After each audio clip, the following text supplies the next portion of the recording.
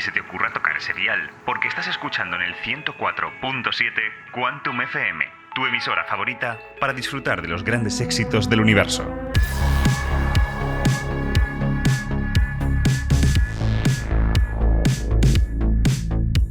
Bienvenidos a nuestra segunda emisión. Antes de nada, queríamos agradeceros la genial acogida que ha tenido el primer episodio, a pesar de ser un mashup de un directo que no tenía la intención de formar parte en un proyecto así. Esperamos que lo que vais a escuchar hoy os guste incluso más. Y es que en la emisión de hoy vamos a pasar por uno de los temas de la física que más me gustan personalmente: la cosmología, el estudio del universo a lo grande, de las enormes distancias, de la estructura filamentosa del cosmos y del espacio-tiempo cambiando. Y aunque hoy no vamos a meternos en el temazo de qué es el Big Bang, spoiler, tocaremos el tema pronto, hay mucha tela que cortar. Esperad un episodio en el que hablemos de mapas, de cómo se hacen cartografiados que colocan cada galaxia en su lugar en el espacio profundo, y cómo estos mapas realmente ocultan una mentira, de cómo, aún así, nos ayudan a entender aspectos muy profundos del universo, de un patrón ancestral que estos mapas ocultan. Y, de un modo u otro, cómo hacer estos mapas es mucho más difícil de lo que uno pensaría. Y tal y como siempre haremos en Quantum FM, tenemos a una invitada para hablarnos de todo esto. Ana Isabel Salvador Junco es doctora en Física Teórica por el IFT, Instituto de Física Teórica, es especializada en cosmología, fue colaboradora en el Dark Energy Survey y es una trepidante divulgadora tanto con su proyecto Acoge a un científico, os hablaremos de él al final de este programa, como con su canal de YouTube Ani de Anisotropía. Lo tenéis abajo en la descripción. Ahora es profesora de Física, Química, Matemáticas y Tecnología en secundaria. ¿Cuál fue como tu primera aproximación a ir a estudiar física y luego perseguir un doctorado? Que, joder, para mí es todo un proyectazo. La verdad que a mí siempre me interesó el tema de la astronomía, las estrellas. Ya desde pequeña mi madre me llevaba a ver el cielo en verano. Pasábamos los veranos en un pueblecito de León y cuando es lo típico, las Perseidas, ¿no? La lluvia de estrellas sobre el 15 de agosto suele ser. Pues iba con mi madre allí a medio del campo y nos poníamos a mirar al cielo y entonces yo siempre preguntaba a mi madre pues qué eran las estrellas, qué había más allá, mi madre ni idea, y siempre me llevaba pues a museos de ciencia y así un poco me fue entrando el gusanillo de estudiar ciencia y dice mi madre que yo desde pequeña yo le dije a mi madre que yo de mayor quería ser científica. Fíjate que esto, que creo es una cosa muy importante, también lo veo reflejado en mis propios padres, que es lo que molan los padres, como que ven que su hijo tiene como una curiosidad muy grande por algo y hacen todo lo posible por llenarla, aunque ellos no tienen los conocimientos. A mí mis padres me regalaban libros de divulgación porque a mí me veían que me molaba mucho. Al margen de estas presentaciones, lo cierto es que me hace mucha ilusión de que Ana venga a Quantum FM por un motivo. Nosotros tenemos cierta historia conjunta. No sé si quieres contarla brevemente. Bueno, nada, yo hice el doctorado en el Instituto de Física Teórica en la Universidad Autónoma de Madrid y tú estudiaste allí, claro, igual que yo. Y yo, mientras yo hacía el doctorado, pues dirigía trabajos de fin de grado y dirigí el tuyo. Exactamente. O sea, aquí Ana fue mi directora de TFG. Bueno, codirectora. Codirectora de TFG, no hay que quitarle el mérito a Juan. Pero vamos, con quien pasé mazo de horas peleándome con código y fuego, digo. Basta de cháchara y vayamos a por la ciencia. Imagina que fueras uno de los primeros navegantes del cosmos, que tuvieras una poderosa nave espacial, llámala Halcón Milenario, llámala Enterprise, llámala TARDIS, llámala como quieras, y quisieras recorrer con esta nave el universo para conocer sus maravillas. Es evidente que para esto tienes que saber orientarte, como los viejos marinos, tienes que saber dónde están colocadas las galaxias que forman el cosmos para poder visitarlas. Es lo más esencial si no quieres acabar vagando por ahí. Como primero de tu generación, como explorador espacial, tienes el deber de fabricar un mapa de nuestro universo. Y oye, sin ser un cowboy del espacio, ¿podríamos desde la Tierra confeccionar ya ese mapa? ¿Esto se puede hacer? ¿Esto es fácil? ¿Esto es difícil? Bueno, se puede hacer porque se hace. Claro. Fácil, pues fácil no es. Al final, uno de los problemas que tenemos del universo es que no podemos experimentar con él, solo podemos verlo. Entonces, esa es una gran diferencia, que tú solo puedes ver, mirar, observar lo que a ti te llega, pero no puedes ir a un sitio y ver qué hay. Ese es uno de los grandes problemas y otro es que no sabemos la mayor parte de las cosas que hay. Supongo que además hay uno más, que es que está todo muy lejos. Y que se mueve. La lejanía repercute mucho en los problemas de hacer un mapa del cosmos, porque, a ver, supongo que un mapa del cielo siempre puedes hacer. Siempre puedes decir, vale, esa galaxia está, pues eso, con este ángulo respecto a la cenital, esta está así de cerca del horizonte, esta está más arriba, más abajo, eso siempre lo puedes hacer. Pero otra cosa es saber como la profundidad, ¿no? ¿Dónde está? ¿Cuál está más lejos? ¿Cuál está más cerca? Eso sí que es súper complicado, ¿no? Sí, porque tú puedes tener una estrella enorme muy lejos y una estrella muy pequeña más cerca y verlas las dos igual. Claro. Entonces, claro, ¿cómo sabes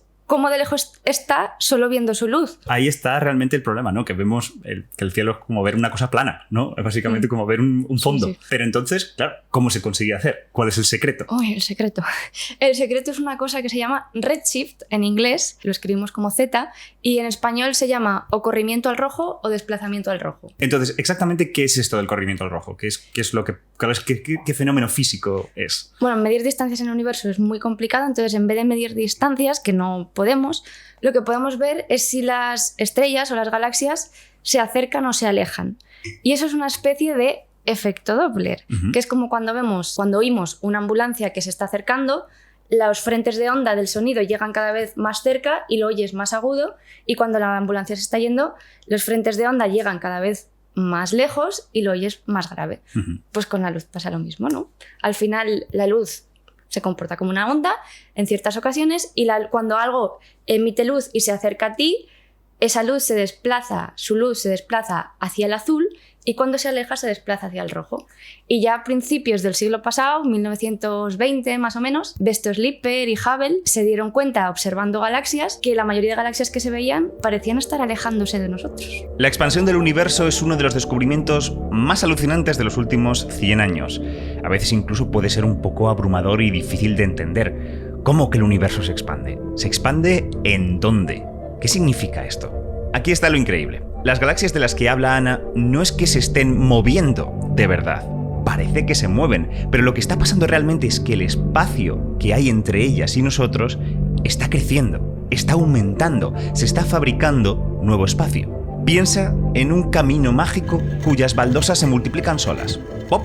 Aparece una nueva, se desliza y se cuela entre dos, desplazando todas las demás. Este crecimiento de baldosas ampliaría el camino, haría que fuera más largo. Si tú y yo estuviéramos sobre ese camino, veríamos cómo poco a poco nos alejamos el uno del otro. No porque nos estemos moviendo, sino porque el camino mágico está aumentando. A esto nos referimos cuando decimos que el universo se expande.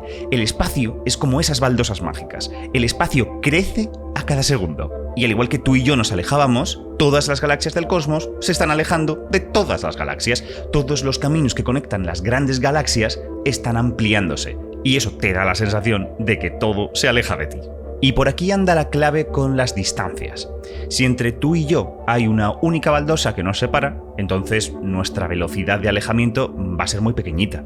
Hay que esperar que esa única baldosa se convierta en dos y luego esas dos se multipliquen en más. Como veis, la cosa va lento. Pero si comenzamos toda esta situación ya separados 100 baldosas, pues vaya lío. Con que se dupliquen solo 5 de esas 100 va a resultar una separación mucho más apreciable. Más baldosas, mayor velocidad de separación. Es decir, que a grandes rasgos, y obviando algunos detalles, cuanto más lento se mueve una galaxia de ti, más probable es que esté muy cerca, pocas baldosas. Mientras que si se mueve rápido, es que está lejos, muchas baldosas. Y mayor o menor velocidad quiere decir mayor o menor desplazamiento al rojo. Y bueno, viendo si ese desplazamiento al rojo es mayor o menor, si esas galaxias se alejan más o se alejan menos, es como intentamos clasificar las galaxias por distancia. Cuanto mayor es ese desplazamiento al rojo, más lejos estarían, y cuanto menor es ese desplazamiento al rojo, más cerca estarían. Pero una cosa que podríamos decir es que realmente el universo no se expande igual dependiendo que mires, ¿no? Claro, normalmente se hace la analogía con un plástico que estiras, sí, al final goma, sí. Con una goma. Si nosotros estamos en el centro y estiras la goma, esos puntos que están más cerca tuyo se expanden a menor velocidad que los que están más lejos. Cuanto más lejos vamos, más rápido se expande el universo. Entonces, ¿a qué velocidad se expande? Pues es una pregunta que hay que definirla bien. Claro. Entonces, claro, cuando vemos normalmente estos mapas del universo en imágenes así como que viajamos por las galaxias y todo eso, todas estas reconstrucciones que se hacen, luego te fijas con cuidado y ves como que en la escala como de distancia, cuando te alejas de la Tierra, hay como una palabrita que pone redshift. Entonces es como, un momento, entonces no estoy viendo como la dimensión Z, ¿no? Bueno, no estoy viendo como la profundidad. Estoy viendo solo como un parámetro de velocidad que no está representando realmente las distancias. Es todo mentira. Y así trabajan básicamente muchas de las colaboraciones, todas, sí. midiendo ese redshift. Sí. Pero hablemos de esto, ¿no? De que hay grandes colaboraciones científicas que se encargan de realmente mapear todas las galaxias y ver ya no solo dónde se ubican en la bóveda celeste, sino qué redshift tienen. Cuéntanos, ¿qué colaboraciones son estas? ¿Nos podrías mencionar algunas? Sí, bueno, una de las primeras que hizo esto más o menos a gran escala fue una que se llama 2DF, Galaxy Redshift Survey, creo que era, o algo así. Y bueno, hizo un catálogo bastante grande para la época, estamos hablando de 1998 o algo así, y eso terminó en 2003. Y una de las siguientes, que ha sido bastante grande, que ha durado pues unos 10 años, es el Sloan Digital Sky Survey. Se dedicaron a mirar toda la parte del hemisferio norte celeste que podían observar, porque al final no se puede observar todo porque en medio tenemos la galaxia. Claro. Y la galaxia molesta, porque hay un montón de gas, un montón de estrellas. Es que es muy curioso, ¿no? Porque en las imágenes siempre de estos planos del universo ves como que hay como unos quesitos que están cortados. Sí, y eso sí. es porque la galaxia lo tapa. Claro, es lo que hay. Al final no podemos ver a través de todo ese gas, o lo que se puede ver pues no es mucho. Aparte del Sloan, el Digital Sky Survey, también está el Dark Energy Survey, que es Al que al que yo pertenecía. Y bueno, esto es una colaboración que empezó más o menos en 2012 y el telescopio estaba en el hemisferio sur, en Cerro Tololo, en Chile, y con ese pues observábamos una gran parte del hemisferio sur celeste, un octavo del cielo más o menos. De hecho, la forma que teníamos en el cielo de observar se parece a un tanque. Es curioso, entonces le llamábamos el tanque. Ese proyecto se acabó en 2019, terminaron de observar y los resultados finales todavía no han salido. Fíjate. El año pasado salieron los resultados del tercer año de observación, que en mi canal hay vídeos sobre esos resultados y sobre el Sloan Digital Sky Survey. Y hoy en día tenemos el Dark Spectroscopic Instrument y llevan ya creo que 1 año y pico, 2 años observando, y es como otra generación de surveys. Estos nuevos surveys, estas nuevas cartografiados del universo de mayor potencia, ¿esa potencia se traduce en como mayor arco en el cielo o como mayor precisión en los parámetros, mayor como irte a redshift más, o sea, como mapear más profundamente el espacio? Efectivamente, o sea, lo que decías antes, que en el cielo pues son 2 coordenadas que sabemos medir con mucha precisión hoy en día, y ahí pues bueno, pues más o menos lo tenemos controlado. Pero lo que es más complicado es la profundidad. Y luego que en los telescopios el tamaño sí importa. Claro, importa mucho. Es como si en un día de lluvia tú te quieres poner a recoger agua de lluvia, pues no vas a ir con un vasito. Claro. Vas a ir con un cubo, un caldero, lo más grande que puedas. Pues aquí es igual, cuanto más grande sea el espejo de un telescopio, más luz vas a recoger y a mayor profundidad vas a poder llegar. Entonces os estaba hablando que el Dark Energy Survey observaban un telescopio de 4 metros. Uno que va a haber en el futuro, que también va a estar en Chile, que cuando yo estuve en Chile justo estaban en obras. ¿O no? LSST, Large... Es que las siglas... Bueno, espérate, porque le han cambiado de nombre, lo cual además, me ha parecido muy bien. Terrible. Y ahora se llama el Vera Rubin Observatory. El observatorio Vera Rubin. Que es maravilloso, porque es que yo me imagino a esta gente que pone los nombres de los telescopios y es como, yo tengo un telescopio grande, pues gran telescopio. Yo tengo un telescopio más grande, pues el gran telescopio. Y es que hay uno que se llama Extremely Large Telescope. Extremely Large Telescope, ELT, el que te he dicho. Que digo yo, estos son señoros poniendo nombres. Yo la tengo más grande. Sí. Es que... a mí me hace cierta gracia. A ver, en plan, hasta dónde llega, ¿sabes? En plan, a ver cuál va a ser Titanic Large Titanic Telescope. Pues yo prefiero el nombre Telescopio Vera Rubin. Sí, Tiene sentido. Observatorio Vera Rubin. Tiene todo el sentido. Y van a ser 8,4 metros de espejo. Y va, pues claro, va a llegar más profundo, va a observar más galaxias y todo más. Y luego que los métodos también van cambiando. Claro. Bueno, ¿cómo se hace para medir esto? Tenemos 2 métodos, ¿vale? Entonces, ambos métodos se basan básicamente en descomponer la luz que nos llega de las estrellas o de las galaxias en todos sus colores. Igual que vemos cuando el Sol se descompone en el arco iris en una gota de lluvia, pues algo parecido hacemos con la luz de las galaxias. Y ahora tenemos que entender otra cosa, y es que imagínate que estamos aquí en la Tierra y tenemos una botellita en la que solo hay hidrógeno, átomos de hidrógeno. En los átomos, los niveles en los que están los átomos están cuantizados, están solo en unos lugares determinados. Si yo le doy energía a esos átomos, los electrones pueden saltar a un nivel superior y al bajar emiten energía. Los átomos de hidrógeno tienen unos ciertos niveles. Los átomos de helio tienen otros niveles. Los átomos de cualquier otra cosa tienen otros niveles diferentes. Entonces, cuando los electrones saltan a un nivel superior y bajan a su nivel de antes, emiten una cierta energía que tiene que ver con esa diferencia, con ese salto. Claro. Entonces, cada átomo tiene sus saltos característicos. Entonces, cuando observamos una galaxia y hacemos pasar su luz por un prisma, vemos todos los colores y vemos unas pequeñas líneas que nos hablan de esos saltos de electrones, y así podemos saber de qué elementos está formada esa galaxia o esa estrella. Los colores típicos de cada elemento. Claro, esas líneas o esos colores de cada elemento. Y lo que vemos es que esas líneas, esos colores, están un poco desplazados hacia el rojo. Es decir, si hacemos ese experimento con una lámpara de hidrógeno aquí en la Tierra, obtenemos que las líneas están en un sitio.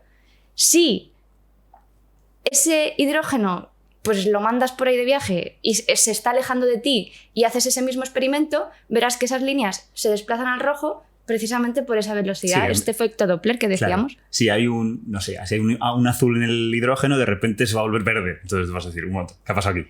Claro. Y eso se está diciendo la velocidad, comillas, ¿no? Ese crecimiento del espacio que está sucediendo. Claro, así descubres el redshift. Claro. Y así es como se mide el redshift. Entonces, luego, en la práctica hay dos maneras de hacerlo.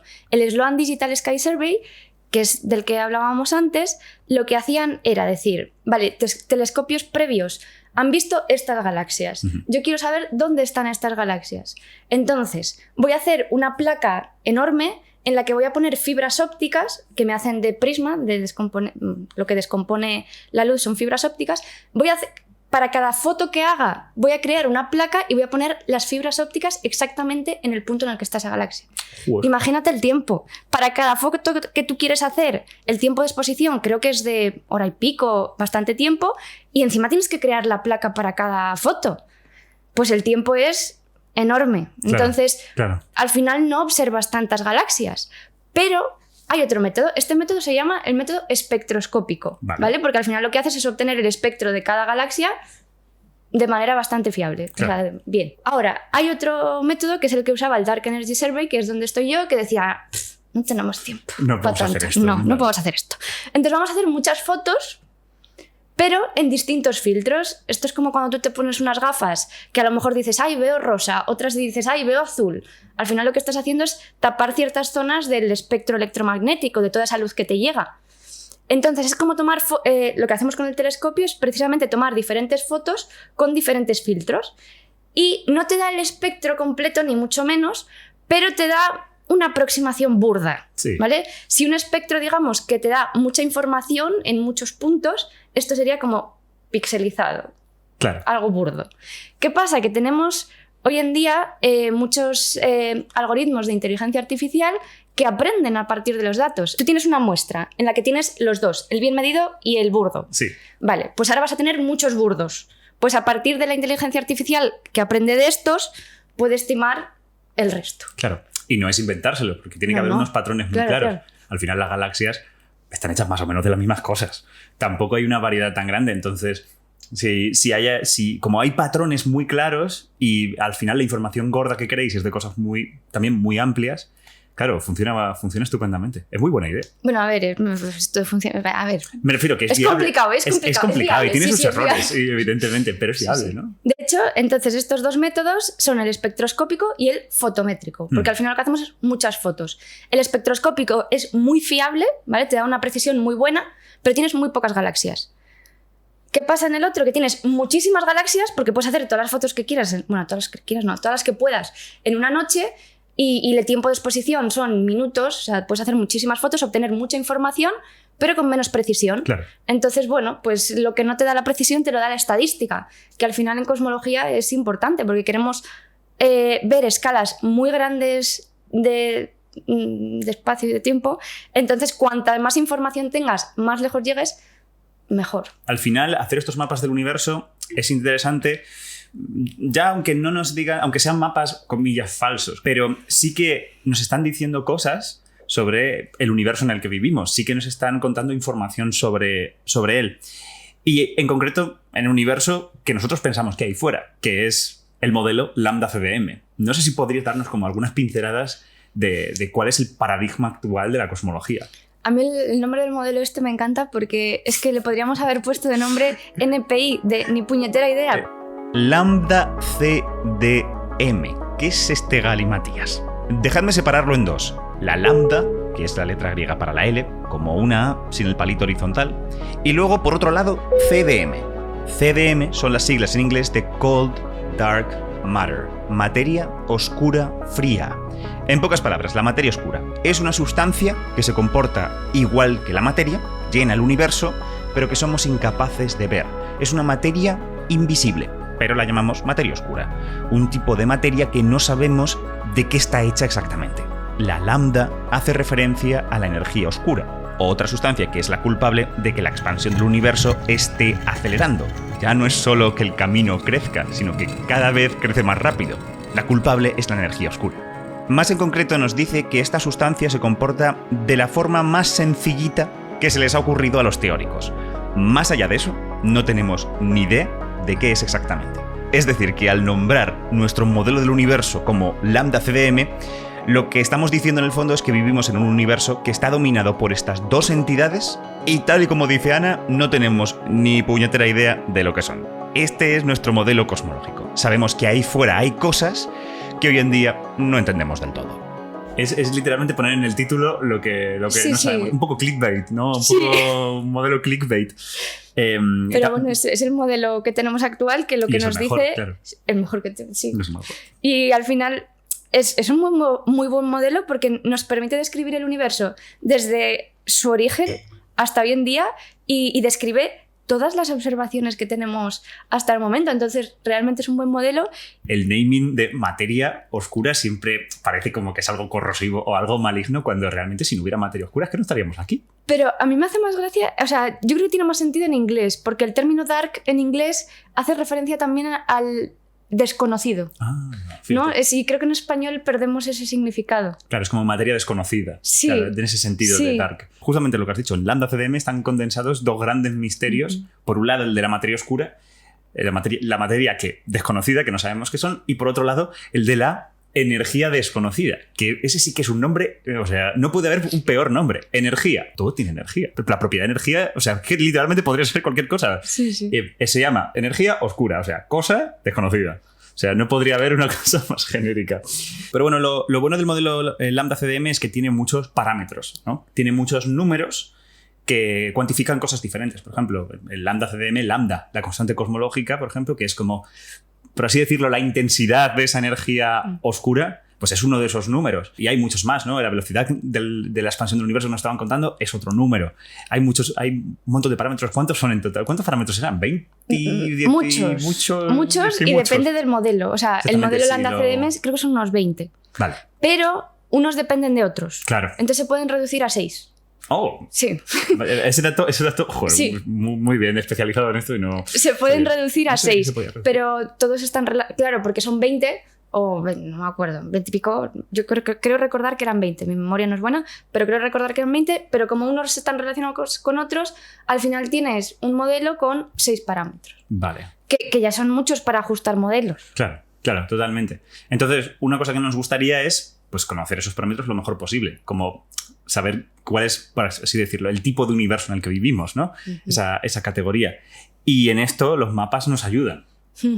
¿En qué sentido un mapa del universo nos puede ayudar a saber estos parámetros? Pues al final, cuando estamos haciendo un mapa de lo que vemos, ¿no? Que son las galaxias son, llamamos trazadores de dónde está la materia oscura. ¿Por qué? Porque la materia oscura no sabemos qué es pero lo que hemos visto es que la llamamos materia porque genera gravedad.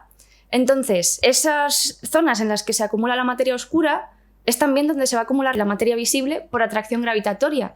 Entonces, viendo dónde están las galaxias, podemos intuir dónde está la materia oscura y así estudiar cómo se distribuye la materia oscura e intentar averiguar qué es. Y no solo eso, que sino viendo cómo es la distribución de galaxias hoy en día, cómo era en el pasado y cómo ha ido evolucionando, podemos ir viendo cómo ha ido cambiando a lo largo de la historia y cómo ha influido esa energía oscura en el cambio de distribución de galaxias. Claro, al final siempre hay que pensar el universo como que estamos viendo capas de cebolla, ¿no? Sí. Y cada capa de cebolla está más en el pasado. O sea, es como si estuviéramos viendo fotos del universo cada vez más antiguo. Y viendo dónde están colocadas las galaxias en cada capa de cebolla, vemos cosas. Y entonces, claro, en un mapa hay una cosa que es muy útil para detectar estos parámetros, que es el BAO. Primero explico por qué nos reímos. ¿Por qué nos reímos? Porque el BAO es... El BAO es el culpable de nuestro sufrimiento académico. No. Porque el BAO... Nos reímos del BAO, pues porque mi TFG iba sobre el BAO y tu tesis iba sobre el BAO. Es como el fenómeno físico del que giran nuestros trabajos. Así que te concedo el honor de explicar. Oye, el alumno eres qué es tú. el BAO. ¿Quieres que yo explique qué es el BAO? Claro. Oh, no. Vale, está bien. Voy a sudar explicando el BAO. Uf, qué presión. Vamos allá.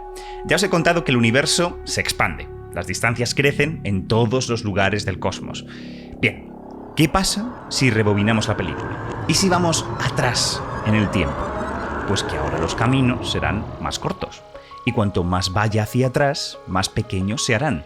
Y como entonces había menos espacio, toda la materia que hoy vemos concentrada en galaxias, ahora estaba toda comprimida, espachurrada la una contra la otra.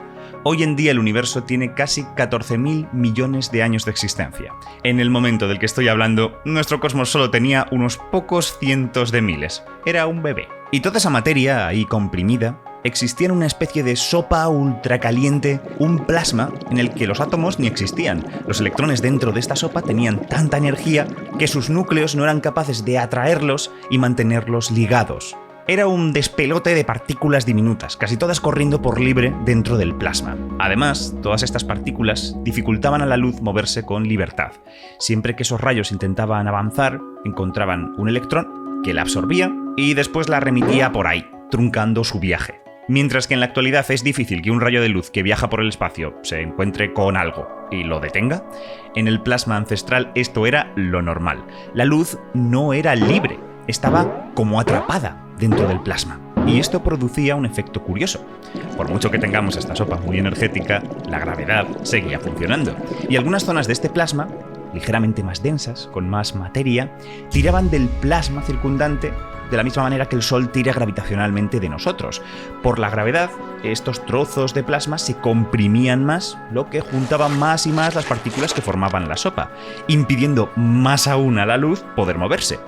Pero esta caída libre no tenía en cuenta una cosa, que la luz es capaz de empujar, que al apretujar las partículas y aumentar el número de veces que los rayos de luz golpeaban estos componentes, esos golpes empujaban al plasma en el sentido contrario.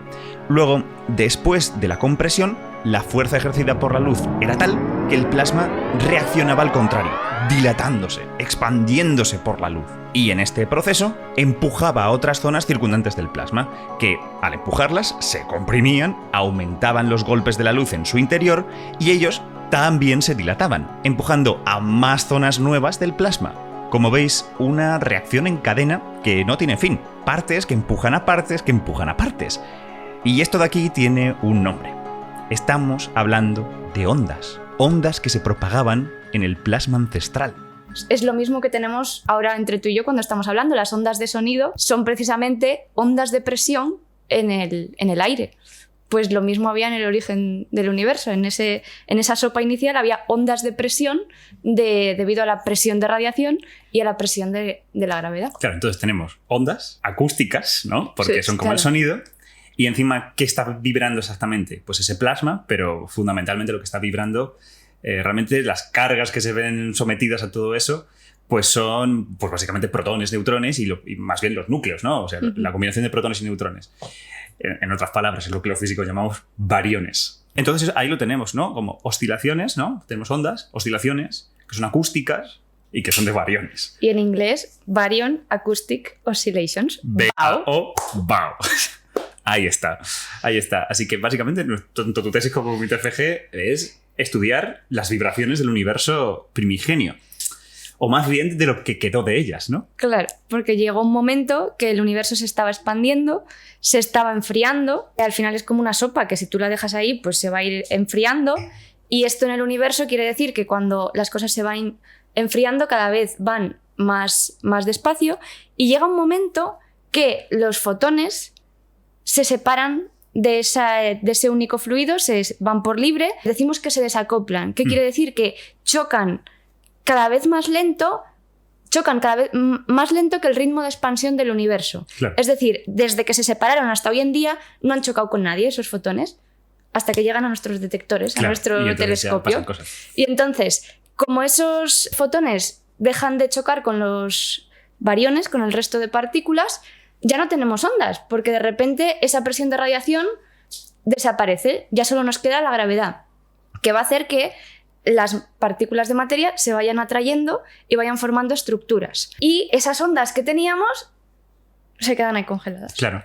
Es que es muy guay la idea, ¿no? Del desacople, porque tú tienes a tus cosas que están ahí vibrando, ¿no? Y la luz funciona como ese muelle repulsor, y el momento en el que la luz se escapa del plasma, porque ya puede escaparse, pues ¡pum! Se va, es como que el muelle desaparece y la vibración se queda como a medias.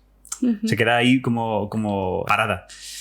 Como una onda que se queda congelada. Y claro, una onda en el fondo es un frente que está comprimiendo esa materia, una parte que está un poquito más relajada, en el que no hay tanta materia, pero tienes como una cresta de la ola, ¿no? Una cresta en el material primigenio del que se formó todo. Entonces, ¿qué va a pasar con eso? Va a pasar que esa onda tiene una distancia entre un pico y otro pico, hay una distancia. Esa distancia, desde que las ondas se congelaron, ha crecido única y exclusivamente por la expansión del universo. Claro. Entonces eso es algo que podemos medir. Lo que pasa es que esa onda, claro, es complicada de imaginar, es una manera de hablar, pero al final esa onda se genera en todas partes. Sí. Todas las galaxias tienen a su alrededor todas las zonas en las que había más materia, que todavía no había galaxias, todas las zonas en las que había acumulación de materia tienen a su alrededor zonas con crestas donde se van a acumular más materia. Pero eso pasa en todas. Entonces es un fenómeno estadístico que es complejo de imaginar al final. Es como que había tantas ondas superpuestas por todos lados del universo, ¿no? Que justamente en esos piquitos, ¿no? En esos lugares donde se acumulaba más materia, pues han surgido un poquito más de galaxias. Claro. Una pequeña compresión que te ha dado como un extra de galaxias. Entonces, claro, como tú dices, como pensándolo súper exagerado, es que hay que imaginarse como que cada galaxia está rodeado de un anillo de un poquito más de galaxias. Claro, pero muy poquito. Claro, es que realmente no se ve a simple vista, No. pero estadísticamente, utilizando esa herramienta maravillosa que es la estadística, puedes ver ese pequeño exceso de probabilidad de encontrar más galaxias a una cierta distancia. De hecho, es muy divertido cuando ves la gráfica, ¿no? Y de repente ves como una especie de bultito, ¿sabes? Es como que ves como una curva que desciende, ¿no? En el sentido de que las galaxias suelen estar casi todas juntas porque forman estructuras, entonces ahí ves que están todas bastante juntas, pero de repente te vas alejando, ¿no? Y de repente en la gráfica ves un bultito, y ese bultito es como, un momento, aquí hay como un exceso de galaxias. Aquí ha pasado algo. Pasado ahí. Sí, y ahí sí. tienes el BAO. A mí esa gráfica me gusta explicarla como en un eje ponemos en la probabilidad de encontrar otra galaxia cerca tuyo en función de la distancia. Entonces, si tú estás en una galaxia, cerca de ti va a haber muchas galaxias por la gravedad. Pero según te vas alejando, cada vez va a haber menos galaxias. Y luego el piquito este que decías tú, que dices, ¿qué pintas tú aquí? Y ese bultito está a una distancia que son unos 450 millones de años, más o menos, que es que ha crecido única y exclusivamente por la expansión del universo. Claro. Además de que te está marcando, pues eso, una onda primigenia que sucedía en el plasma ancestral y que, bueno, si ese plasma estuviera hecho de cosas diferentes o si las leyes físicas en ese momento hubieran sido distintas, si hubieran pasado cosas en ese plasma, esa onda tendría una forma diferente y tendría una longitud diferente. Así que también conocer esa onda bien también nos está diciendo cosas sobre nuestro universo y todos esos parámetros que queremos buscar, ¿no?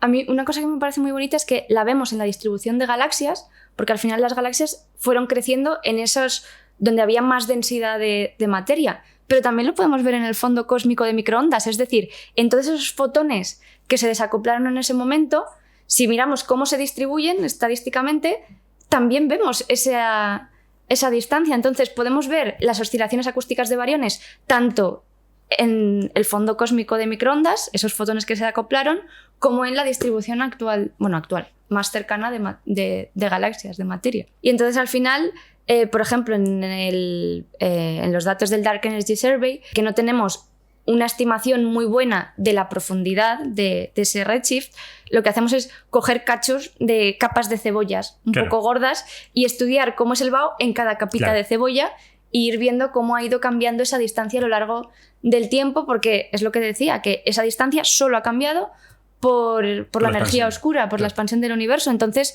pues vamos cogiendo capitas de cebolla y viendo cómo cambia esa distancia, intentando medir ese exceso de probabilidad de encontrar galaxias. Los mapas del universo son en redshift. Mides las coordenadas angulares del cielo y el redshift, pero la realidad es que sí se pueden conseguir cuáles son las distancias de las galaxias. De hecho, podemos saber muchas cosas, o sabemos muchos parámetros del universo gracias a que sí sabemos las distancias. Entonces, el BAO ayuda a descubrirlas, justo como hemos hablado, pero también hay otras metodologías para poder hallar dónde están esas galaxias. No sé si podrías hablarnos como muy poquito, muy ligeramente de la escalera. Claro, tenemos básicamente a grandes escalas, 3 métodos para averiguar distancias, que son las candelas estándar, la regla estándar, que es el BAO, y las sirenas estándar. Entonces, son diferentes métodos que nos sirven para tener una calibración, una referencia para medir alguna distancia. Entonces, a escalas cercanas en el universo, en nuestro sistema solar, por ejemplo, podemos medir las cosas con paralaje, ¿no? Que es en nada que ver con esto que estaba diciendo, sino el paralaje es como cuando tú pones tu dedo gordo así, lejos de tu cara, y guiñas un ojo, lo ves en una posición, guiñas el otro, lo ves en otra posición. Entonces, midiendo la distancia entre tus ojos, puedes intentar averiguar cuánto mide tu brazo, sabiendo cómo se ha movido tu dedo con un ojo. Incluso si te mueves así de izquierda a derecha en cualquier situación, vas a ver que las cosas que están más cerca como que vibran más, se mueven más que las cosas que están muy lejos. Eso es básicamente el paralaje. Esto puede aplicarse a las grandes distancias del universo de la siguiente manera. Tú un día vas y mides dónde está una estrella respecto a otra. Por ejemplo, cuentas con mucha precisión cuál es el ángulo que las separa. Después, pacientemente, te esperas medio año. Durante esos 6 meses, la Tierra girará alrededor del Sol y se moverá a la otra punta del sistema solar. Un giro más o menos de 180 grados. La órbita de la Tierra, aunque estrictamente es una elipse, es bastante circular, así que un girito. Es decir, ¿qué ha pasado? Pues que te has movido. Igual que hablaba Ana con sus 2 ojos o yo con mover la cabeza de un lado a otro. Eso va a cambiar, por perspectiva, la posición de los objetos en el firmamento. Los que están muy cerca cambiarán mucho y los que están colocados mucho más lejos apenas lo harán. Si tienes suficiente precisión, te darás cuenta de que ese ángulo entre las estrellas ha cambiado un poquito. Y de ese cambio, y comparando montones de otros objetos, puedes determinar lo lejos que están. Y lo he repetido muchas veces, pero es muy importante. Precisión. Es muy importante lo de tener precisión. Precisión de telescopio, porque estos cambios son ridículamente pequeños. No sé si lo sabías, los griegos se rayaban mucho con esto, porque ellos estaban convencidos de que la bóveda celeste era una bóveda, ¿no? Como un telón plano, porque no había paralaje. Claro, como ellos no veían paralaje, decían... claro, esto tiene que ser fijo. Claro. Telón plano. Claro, paralaje no se descubrió hasta que tenemos telescopios. Así que... Entonces, ¿no? Claro. Entonces, cosas que están cerca, pues por geometría las sacas. Pero las cosas que están lejos, que no puedes hacer esto... Ni pues, siquiera el paralaje funciona. Claro. No. Entonces, hay una cosa que son las candelas estándar. Se llaman candelas porque se basan en la luminosidad y estándar porque es siempre igual. Entonces aquí entra una astrónoma que se llamaba Henrietta Leavitt. Esta historia me gusta porque a principios del siglo XX tenían un montón de placas fotográficas que había que analizar y dijeron, vamos a poner a mujeres que son cuidadosas, lo hacen bien, es un trabajo aburrido, no se van a quejar y les pagamos poco. Pero nadie pensó que estas mujeres pensaban y podían hacer... Que eran astrónomas. Claro, vaya. Nadie se le ocurrió que podían hacer más cosas. Y bueno, una de estas astrónomas, Henrietta Leavitt, estudió cómo las cefeidas, que son unas estrellas que cambian de luminosidad periódicamente, nos sirven para medir distancias. ¿Por qué? Es como si tú tienes una bombilla que sabes la luz que emite. cuanto más lejos está la bombilla, a ti menos luz te va a llegar porque esa luz, esa energía se distribuye por una esfera. Cuanto más lejos está la bombilla... Menos brillante. Menos brillante porque a ti te toca menos trocito de esa esfera. Claro. Y entonces las cefeidas son estrellas que su luz varía periódicamente, entonces es algo estándar que siempre es así y nos sirven de bombilla y nos sirven para calcular la distancia. Sencillamente, como sabes cuánto brillan exactamente, pues solamente tienes que medir ese brillo, o bueno, más bien mides su frecuencia, lo cual te dice el brillo, ¿no? Y ya está, y sabes dónde está. Entonces, claro, en este caso, si pillas una galaxia que tiene una cefeida, porque además son cosas pulsantes, entonces las pillas. Entonces, si ya sabes dónde está esa cefeida, sabes dónde está la galaxia entera. Claro. Entonces, puedes averiguarlo. Pero cuando hay galaxias muy lejos, tú no puedes identificar estrellas concretas. Entonces aquí necesitas otro escalón más. O sea, ya vamos subiendo escalones. Muy cerca tenemos el paralaje, que es esto que hemos dicho, de poniéndote en una posición y otro, ves, vale. Un poquito más lejos tenemos las cefeidas, donde puedes identificar estrellas particulares, tienes cefeidas. Y lo llamamos escalera porque al final las cefeidas las calibras con el paralaje. Eso es. Vale, ¿cuál es el siguiente paso? El siguiente paso son las supernovas, que son explosiones de estrellas enormes. Y lo bueno de que sean unas explosiones tremendas de energía es que una sola supernova puede llegar a brillar tanto como una galaxia entera. Yeah. Entonces, claro, se ven muy lejos. Y es el siguiente paso porque hay un tipo de supernovas que son las supernovas tipo 1A, que son un tipo muy concreto. Se cree que bueno, hay diferentes mecanismos posibles, pero el más probable sería una enana blanca, que sería, por ejemplo, el Sol dentro de muchos millones de años. Su corazón, ¿no? Sí. El núcleo. Lo que quedaría después de que se termine el hidrógeno en el centro y crezca y luego expulse sus capas exteriores y se quedaría una cosa más pequeña que es una enana blanca. Pero las estrellas normalmente en el universo no están solas. Lo de nuestro Sol es, bueno, hay estrellas solas, pero muchas tienen compañeras. Claro. Entonces, cuando hay una enana blanca que le roba material por gravedad a una compañera, llega un punto que se llama el límite de Chandrasekhar, o como se pronuncia el nombre de este señor, que son 1.4 masas solares o algo así. Pues eso pega un explotido, un estallido. No sé si me he inventado la palabra. Un explotido, nuevo concepto. Una explosión. Una explosión, un estallido. Lo he mezclado. Y esas explosiones son tan brutales que se ven muy lejos y tienen un pico de luz muy grande y con el tiempo va bajando ese pico de luz. Y todos son iguales, siempre. Muy parecidos. Y eso nos sirve de candela estándar. Claro, como de es muy bombilla. igual todo el tiempo, pues además un fenómeno que se repite todo el tiempo igual, pues eso te ayuda. Solo tienes que pillar una supernova de tipo 1A en un sitio donde hay una cefeida, sabes dónde está, sabes cómo es la movida y ya puedes como mapear todas las supernovas. Es muy guay, ¿no? Como que tienes que mapear el universo, tienes que hacer ese mapa, encontrando como fenómenos muy concretos que como que los tienes muy pillados. Y un poco la regla estándar, ¿no? También esta idea de mapear el universo utilizando el BAO es un poco lo mismo, ¿no? Sí, es lo mismo, solo que ahora en vez de basarte en la luminosidad de una bombilla, pues algo que tiene un tamaño, un bolígrafo. Por ejemplo, si yo tengo aquí un bolígrafo, si lo alejo, pues voy a ver que tiene un ángulo más pequeño en mi campo de visión. Y cuanto más pequeño sea, voy a concluir que está más lejos. Entonces necesito una distancia que diga, esta distancia me la sé cuánto es. Y ahí es donde entra el BAO, que es esas ondas que habíamos visto antes en el origen del universo, en esa sopa primigenia que se creaban y se congelaron. Esos picos estaban a una cierta distancia, que eran unos 450 millones de años luz. Y entonces esa distancia ha crecido única y exclusivamente por la expansión del universo, y ahí tienes una distancia enorme que puedes ir viendo cómo ha cambiado. Claro, eso me deja con las sirenas estándar. De las sirenas la verdad que tampoco te puedo hablar mucho, pero es algo parecido a las supernovas de tipo 1A, solo que con ondas gravitacionales. Es un método muy nuevo que se está utilizando recientemente. Claro, como una especie de analogía a la sirena, ¿no? Sí. Como el sonido, ¿no? Claro, se está utilizando muy recientemente con ondas gravitacionales, solo que la técnica es un poco diferente y la física también es un poco diferente. Claro. Pero tampoco te sé contar mucho más. Vale, bueno, pues eso queda ahí. Bueno, quién sabe si aquí en este podcast alguien podrá venir para hablarnos un poquito más de estas cosillas. Vale, déjame que abra el temita. A ver, ya sé por el temita del momento. A ver, ¿qué está pasando con la constante de Hubble? Porque últimamente está la cosa bastante incluso polémica. Este es uno de los problemones del momento. Primero, vamos con esto. ¿Qué es la constante de Hubble? Básicamente este número nos dice la velocidad a la que crece el espacio cerquita de nosotros, cerquita del grupo de galaxias en el que está la Vía Láctea. Los números van tal que así. Cada megaparsec del universo, que un megaparsec son como 1 millón de años, por ahí. 3 millones de años luz. Bueno, señora doctora. 3 millones de años luz. Bueno, pues esos 3 millones de años luz, cada segundo aumentan 67 o 72 kilómetros. Me gusta, para mí, bueno, yo en mi cabeza me lo imagino así, una galaxia que está a 1 megaparsec, es decir, a 3 millones de años luz, se aleja a una velocidad de 69, 72, 74 kilómetros por segundo. Eso es también una forma de verlo. Para mí, no sé, a mí me gusta imaginarlo así. Yo es que intento como, en plan, no pensar en cosas que se mueven, sino espacio que se expande, ¿no? Intento ser como... Que es absurdo, ¿no? Porque luego te acabas volviendo loco.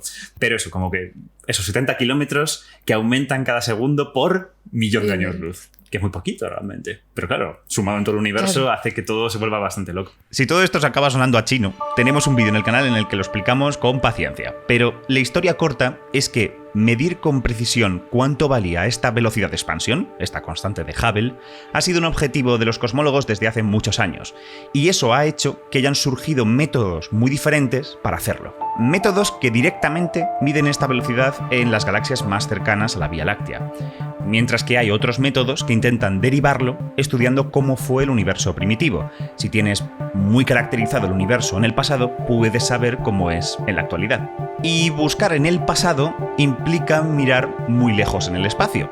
Recordad que la luz tarda un tiempo en recorrer el espacio y llegar hasta nosotros, por lo que cuanto más lejos miras en las profundidades del espacio, más en el pasado te estás remontando. Por clasificar estos métodos muy grosso modo, tenemos estos dos, los que miran lo cercano y los que miran lo lejano, y cada uno, con su método, obtienen cuánto debe valer la constante de Hubble. El problemón es que ha llegado a un punto en el que ambos métodos están dando valores diferentes. No se ponen de acuerdo. La cuestión es que antiguamente en cosmología los errores eran muy grandes. Entonces, si tú tienes una medida con este error y el punto central está aquí y otra medida está aquí y su error también es así de grande, pues dices, pues la medida de una entra en el error de la otra y la medida de la otra entra en el error de la una, pues no hay problema. ¿Qué pasa? Que como hemos hablado antes, cada vez los proyectos cosmológicos son con telescopios más grandes, más precisos, los errores se van disminuyendo y eso que empezó siendo pues medidas un poco diferentes, pues hoy en día ya son medidas que los errores de una no incluyen a la otra y por eso te decía antes que la física realmente está en los errores. O sea, podemos decir que tenemos una tensión. Esta tensión tiene divididos a los físicos, más o menos, por daros dos cifras, entre 67 o 72. Es un debate entre dos posturas. Los que defienden que los que miran al pasado lo están haciendo mal y que en el universo ancestral ocurrieron cosas que no se están teniendo en cuenta, nuevos descubrimientos alucinantes de la física, y los que defienden que los que están mirando lo cercano lo están haciendo mal, que no están teniendo en cuenta factores que están alterando las medidas de sus galaxias. En cualquier caso, Ana no se puede escapar de que le haga la pregunta. 67 o 72. Entonces, tienes que elegir. Pero eso eligen los datos. ¿Equipo 67 o equipo 72? No. A ver. ¿Eres equipo lejos o eres equipo cerca? Yo soy equipo observemos. Vale. Porque soy cosmóloga observacional. Entonces, eso lo hacen mucho los teóricos. No, yo creo que no sé qué. Pero es que, a ver, yo entiendo que los físicos teóricos tienen que comer. Yo lo entiendo. Pero al final, da igual lo bueno que sea... Es que esto era una frase de Feynman que a mí me gusta mucho. Da igual lo bueno que sea tu modelo. Da igual lo famoso que tú seas. Me da igual, lo importante es lo que dicen los datos. Okay. Si los datos no corroboran lo que tú dices, no vamos a ningún lado. ¿Podrías explicar por qué existe esta tensión? Es decir, unos están midiendo 67, otros están midiendo 72, pero como cada uno, ¿qué están haciendo exactamente para medir esas dos cosas? Pues tenemos unas medidas que son de cómo es la distribución de materia más bien local y actual, digamos. Actual, entiéndase, últimos cientos, miles de años. Que son, por ejemplo, cómo se distribuye la materia en el universo. Las lentes gravitacionales nos dicen cómo se distribuye la materia en el universo y luego las supernovas también nos permiten saber un poco sobre la materia oscura y la energía oscura en el universo más local y nos permiten calcular esta constante de Hubble. Pero si nos vamos a las oscilaciones acústicas de los bariones, al BAO, que pertenecen al universo más primitivo y a escalas más cosmológicas, o el fondo cósmico de microondas, que eso también son medidas cosmológicas, vemos que estas dos medidas, las del universo más local y las del universo más primitivo y a grandes escalas, nos dan valores diferentes. Uno, los valores primitivos, el que tú habías dicho, 67, 69, depende del paper que mires, y las más locales, más actuales, son las que nos dan valores más grandes, 72, 73, 74. Entonces, claro, ¿tú de qué team eres? Tanto que me dices a mí. Yo soy fiel a mi TFG. 60 y... No lo sé. O sea, yo estoy aquí para contemplar la partida. Pero claro, o sea, aquí pueden estar pasando varias cosas, ¿no? O puede ser que alguien se esté equivocando. Por ejemplo, yo con mucha gente que he hablado siempre han dicho evidentemente el fondo microondas, evidentemente el BAO tiene razón. Y lo que pasa es que esas velocidades peculiares de las que hemos hablado le están jugando una mala pasada a la gente que está intentando calcular esto. O la calibración de las distancias. O la calibración de la escalera, ¿no? Claro, es que a ver, pueden ser muchas cosas. Puede ser... Bueno, hay gente que le encanta la nueva física y que enseguida te sacan nueva física. Puede ser que haya nueva física en el universo primitivo, puede ser que haya nueva física en el universo tardío, ¿vale? O puede ser que estemos haciendo algo mal, que haya errores sistemáticos, que solemos llamar. ¿Qué es un error sistemático? Una vez me lo contaron con orquídeas y me gustó mucho. A ver. Imagínate, en uno de mis vídeos, una de las astrónomas que entrevisté, Anaís, me lo contó así y me gustó. Imagínate que tú vas a un campo de orquídeas y quieres describir cómo son las orquídeas, pero solo te fijas en un tipo de orquídeas en las que son moradas, pone. ¿Vale? Claro, tú estás describiendo cómo son las orquídeas y solo estás utilizando un tipo de orquídeas, te estás olvidando del resto. Eso sería un error sistemático, porque tu modelo puede que sea maravilloso, que lo estés haciendo todo bien, pero hay un montón de cosas que no estás teniendo en cuenta. Claro. Entonces, ese tipo de errores que son muy difíciles de tener en cuenta son errores sistemáticos. Entonces, puede que tengamos errores sistemáticos y puede también que sea un error en la calibración de la escalera de distancias. ¿Por qué? Porque hablábamos de que tenemos el primer escalón es el paralaje, el siguiente son las supernovas, el siguiente sería el BAO, ¿no? Bueno, hay algún escalón más entre medias, pero bueno, podemos ir calibrando de menos a más. Pero ¿y si lo hacemos al revés? ¿Y si calibramos del BAO hacia abajo? Vale. En ese caso, las supernovas nos darían un valor de 69 de la constante de Hubble. ¡Ay, fíjate! Entonces... Bueno, eso se acerca.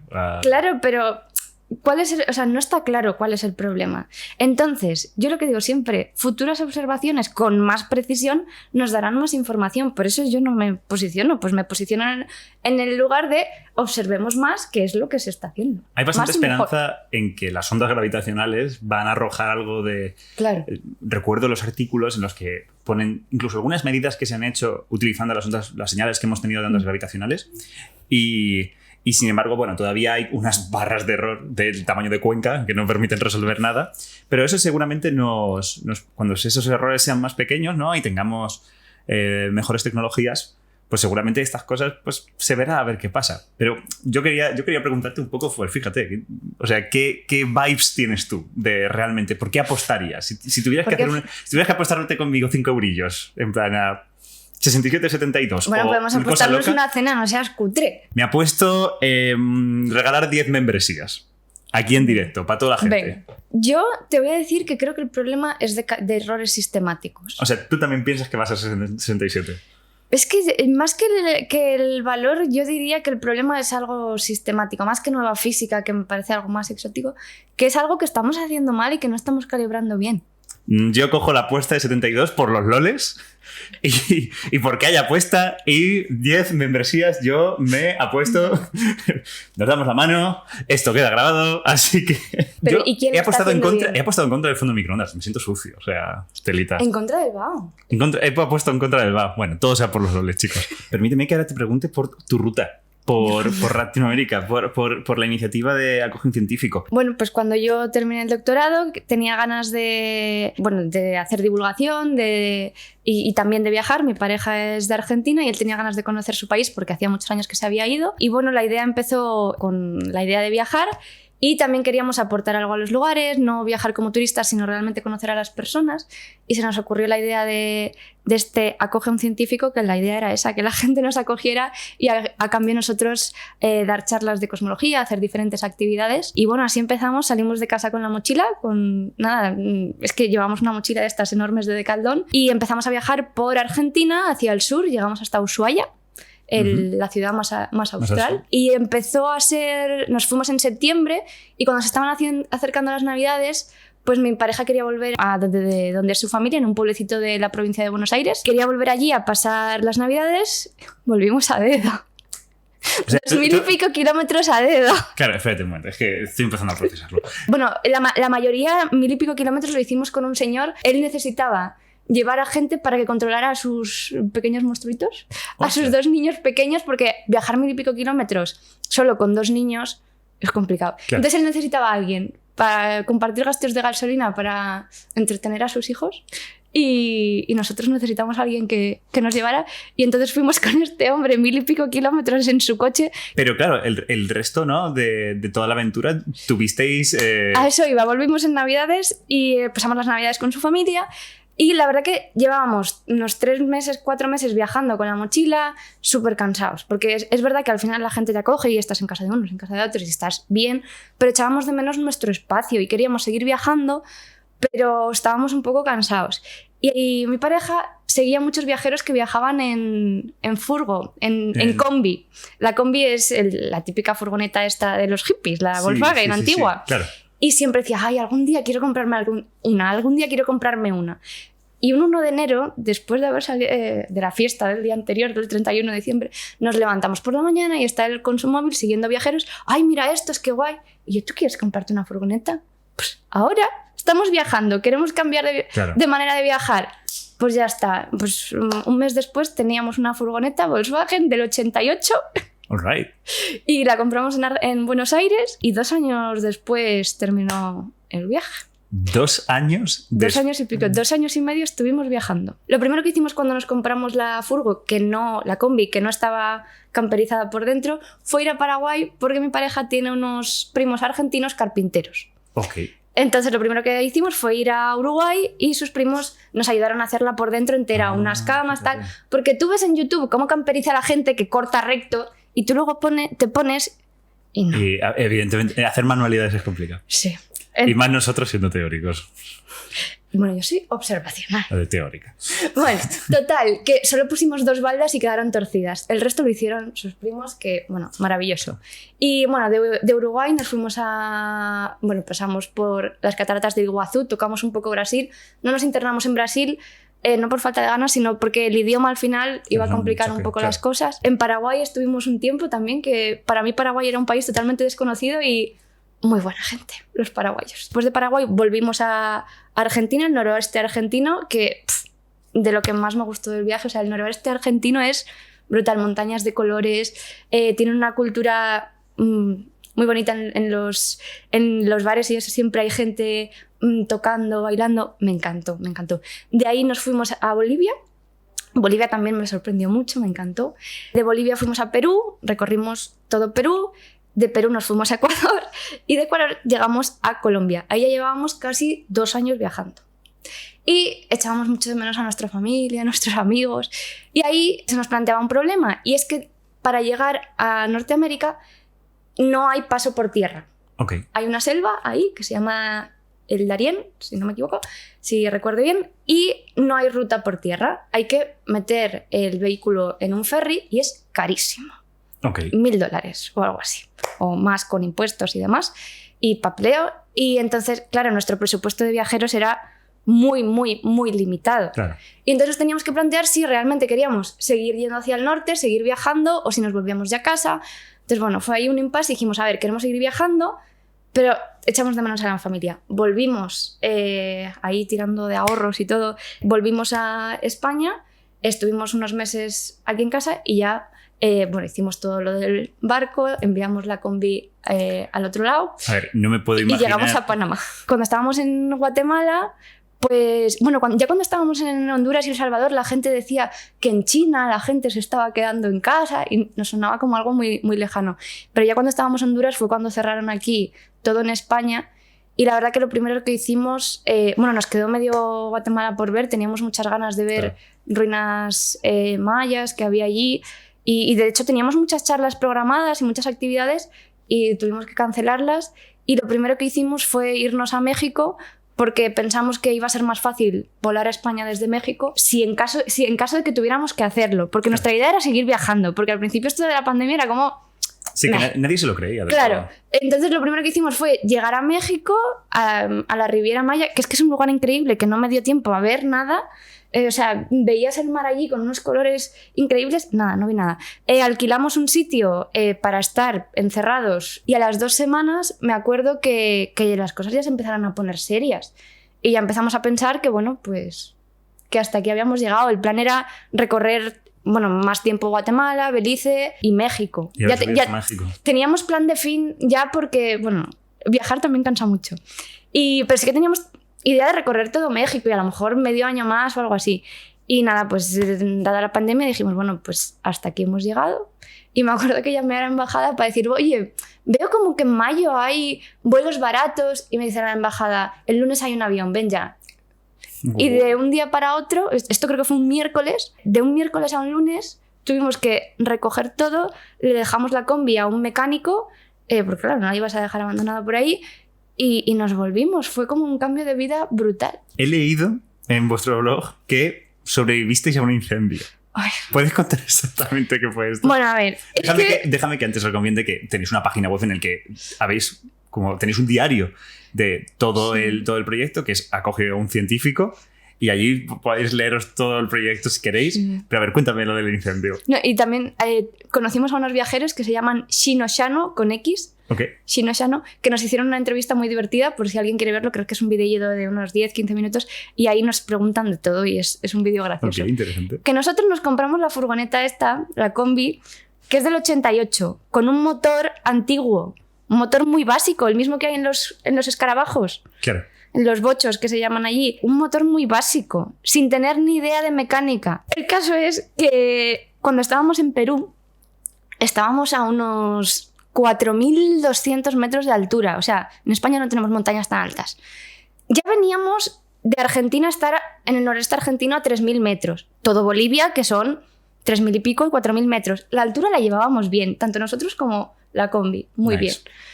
Entonces estábamos bien. Pero en Perú estábamos en la Sierra de Huaraz, un lugar de montaña increíble, y íbamos a un pueblo, Chaví creo que era. Es que esas carreteras de montaña podías no encontrarte con nadie. Y entonces de repente íbamos ahí, taca, taca, taca, muy lento, porque la combi como mucho va a 80 km por hora. Vale.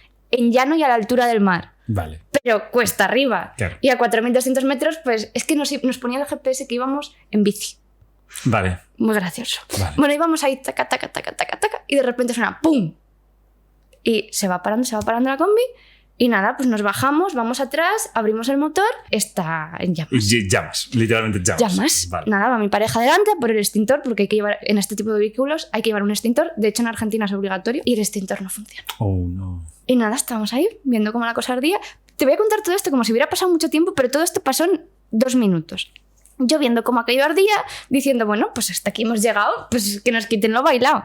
Y total, que pues en un momento digo, tenemos agua dentro, voy a echarle agua a esto a ver qué pasa. No parece por lo general la mejor idea. Por eso la química es importante. Claro, por eso porque, claro, si hubiera sido un incendio de gasolina, la hubiera liado parda. No era un incendio de gasolina, luego resultó, pero que encima entré dentro por... Bueno, no debería haber hecho eso, pero en ese momento, pues yo qué sé. Total, que nada, eché agua, no servía para nada, y de repente aparece un coche, ve las llamas, el señor se baja, con su extintor apaga el incendio y se va. O sea, es que no nos dio tiempo ni a darle las gracias ni nada. Claro, es que ese señor podía no haber pasado. Es claro, que era una carretera de montaña que tampoco hay tanto tráfico. Y nada, pues en ese momento mi pareja, con el siguiente auto que pasó, hizo dedo, se fue al pueblo más cercano y yo me quedé ahí, en medio de la nada, la combi toda abierta porque olía humo por todas partes. Empezó a llover, yo rodeada de una manta súper gorda, una manta típica de estas bolivianas así de lana tal. Y ya me puse a llorar porque imagínate yo ahí sola, lloviendo, es que nada. Y ya luego volvió mi pareja con una grúa y... Bueno, va el momento, pero Sí. es semi-gracioso. Visto un poco, la verdad. La verdad es que en ese momento pensábamos que el viaje se había terminado, ya hasta el día siguiente que no fuimos a un mecánico y nos dijo que había sido un cortocircuito, que es bastante común en este tipo de vehículos, y nada, y se pudo arreglar y nada, pudimos ¿Y seguir. continuasteis? Sí. Muy bien. De hecho, la combi por un lado quedó así como un poco quemadita, pero pues oye, pues cicatrices del viaje. Lo que más quería preguntarte es como el contacto con la gente, el contacto con... Porque al final los que hacemos divulgación y lo hacemos a través de internet, al final muy pocas veces vemos la cara de la gente con la que hacemos. Y claro, tú tuviste una oportunidad de estarlo haciendo constantemente con gente de países diferentes. Entonces, no sé, o sea, eso tiene que ser muy guay. Era muy bonito porque, a ver, muchas veces hacíamos charlas para un montón de adolescentes y siempre está el adolescente que pasa de ti y no le interesa nada lo que haces, que está bien, no pasa nada. Pero luego había gente que realmente le emocionaba lo que hacías y que después, me acuerdo en Panamá, que es de las cosas que tengo más recientes, que había gente que venía y te decía, ¿te puedo dar un abrazo? O sea, gente muy, muy, muy linda, de verdad, muy, no sé, muy bonito. Que en esos, yo había veces que me cuestionaba, ¿esto que estamos haciendo? En el fondo es un capricho mío o realmente sirve para algo, a la gente le gusta. Y esos momentos te hacían darte cuenta de que sí, de que había gente que le gustaba y le emocionaba mucho. Y ese cariño de la gente ahí muy cercana, eso me gustaba mucho. Yo creo que esa es la verdadera esencia de que enseñar en el fondo es tener relación interpersonal con la gente con la que estás, ¿no? Y divulgar al menos en esos entornos también lo es. Y claro, tú has tenido una experiencia que muy poca gente, creo, en el mundo de la divulgación va a tener. A mí eso es lo que me gusta. O sea, me gusta más la parte de divulgar del contacto con la gente que hacerlo a través de YouTube, porque es lo que tú dices, no ves a la gente. Es más frío, tengo que reconocerlo. Y mira, una cosa graciosa que nos pasaba Sí. es que había veces que a lo mejor estabas en una ciudad o en un pueblo y se corría la voz de que estábamos allí y a lo mejor el que nos acogía era un profesor y pues íbamos... Pues a lo mejor, bueno, es que hubo familias que nos acogieron a lo mejor un mes. O sea, hubo familias con las que realmente, bueno, que por ese tiempo que estuvimos con ellos, eran nuestra familia. O sea, llegaron a ser relaciones muy intensas porque al final estás conviviendo con esas personas. Y entonces, bueno, en ese tiempo que estábamos a lo mejor en un mismo sitio, pues se corría la voz y, pues han estado en este instituto, yo también quiero que vengan al mío. Y a veces nos invitaba gente sin conocernos. Y lo único que sabían de nosotros era que éramos los científicos. Vale. Y entonces llegábamos a un sitio y llegábamos nosotros, que a ver, tampoco íbamos vestidos ni de traje ni nada, o sea, Claro. éramos viajeros, íbamos con vaqueros y camiseta, a ver, un poco decentes, pero de vaqueros y camiseta. Y llegábamos me acuerdo que en algún caso llegábamos a un sitio y nos miraban de arriba abajo y nos decían, ¿ustedes son los científicos? Y a mí me entraba la risa y es como, sí. Si quieres poner una nota final a estas labores, ¿por qué es importante hacer mapas del universo? ¿Qué nos dirías? Bueno, pues yo diría que es importante hacer mapas simplemente por el placer de saber cómo es nuestro universo, que eso ya me parece importante, pero también por intentar averiguar de qué está hecho nuestro universo, de intentar averiguar qué es esa energía oscura, qué es esa materia oscura, que oye, que el día de hoy a lo mejor no les encontramos utilidad más que el placer de saber, pero que el día de mañana, pues quién sabe a dónde nos pueden llevar. Y con esto cerramos esta emisión de Quantum FM. Mil gracias a Ana Isabel Salvador Junco por animarse a pasarse por el programa. Es siempre un honor y un placer reencontrarte con tus maestros, especialmente cuando son majísimos como ella. Y no os olvidéis de seguir a Ana en su canal de YouTube Anisotropía. Lo tenéis en la descripción del programa. Os invito también a dejarnos en comentarios qué os ha parecido esta emisión. Vuestro feedback es lo que mejora esta aventura y seguidnos en las plataformas en las que estéis escuchándonos. En esta emisión hemos hablado de lo más grande. Así que en la próxima toca hablar de lo más pequeño, el mundo cuántico, y cómo podemos aprovecharnos de él para crear los ordenadores más increíbles que hemos visto. Si no lo sabéis, podéis escucharnos en vivo y en directo en nuestro canal de YouTube Quantum Fracture a la hora y el día adecuados. Tenemos chat en directo para nuestros miembros. Nos hacen las preguntas que quieren y ahí estamos en directo respondiéndolas. Seguidnos en nuestras redes sociales y os mantendremos informados del día y la hora. Por lo demás, os dejamos viajar tranquilos. Estáis escuchando en el 104.7 Quantum FM, tu emisora favorita para disfrutar de los grandes éxitos del universo. Un abrazo y muchas gracias por escucharnos.